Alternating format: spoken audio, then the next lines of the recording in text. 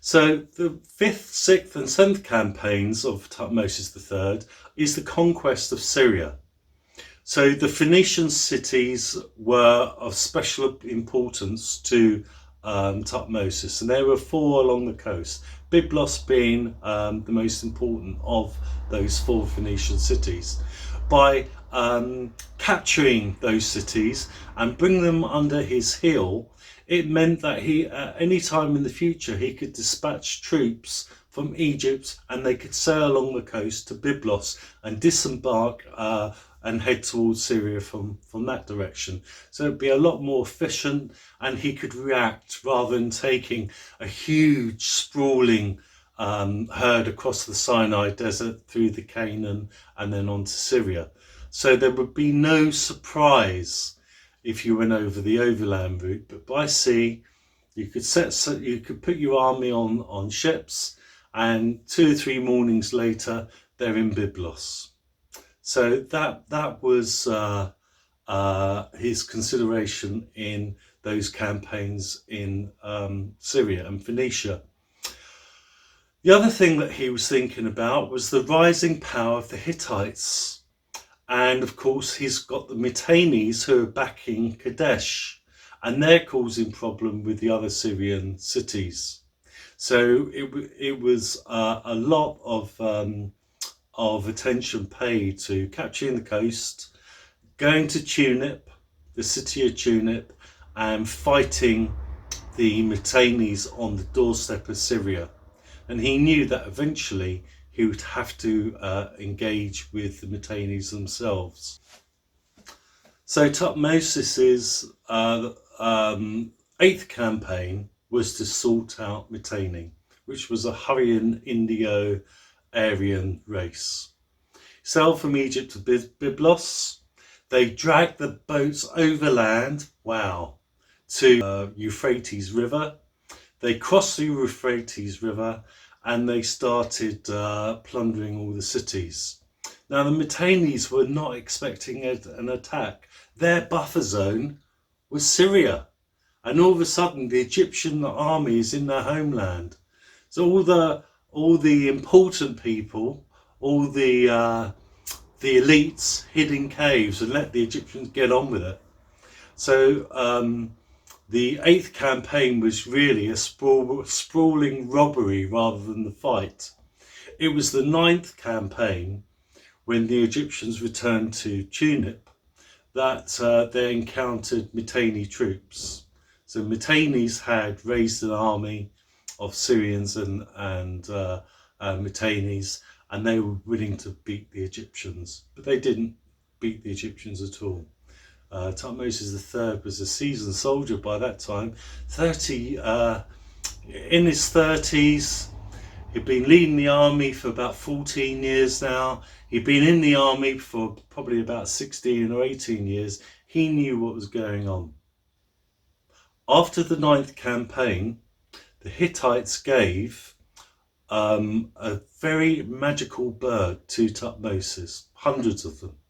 And these magical birds could lay a fresh egg every day. And in Egypt, they only had ducks and geese. And these magical birds were the first contact the Egyptians had with chickens.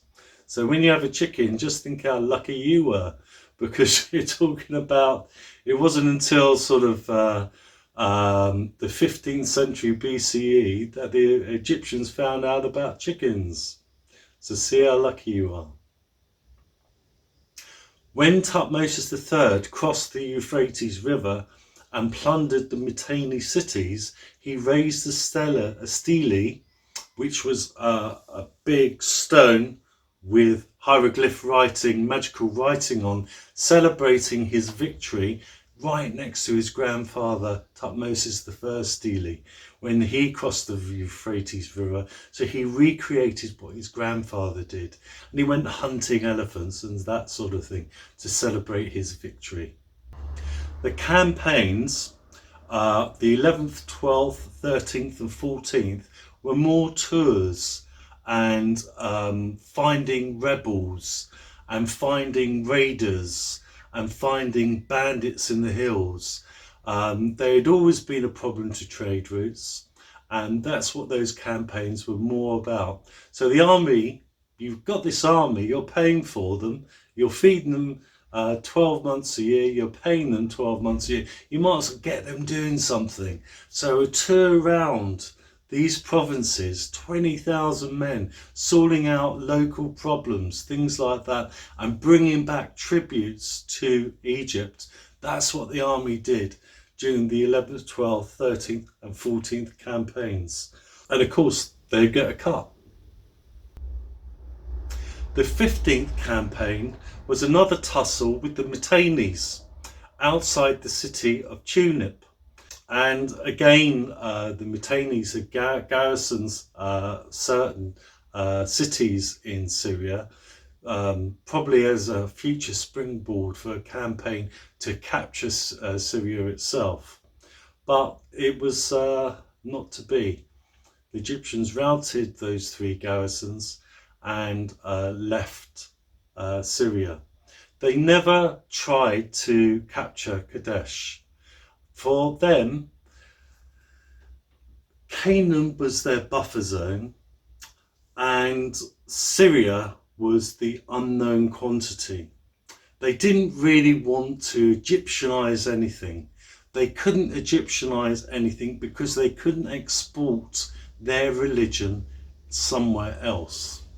There is only one land of Egypt, which is Egypt.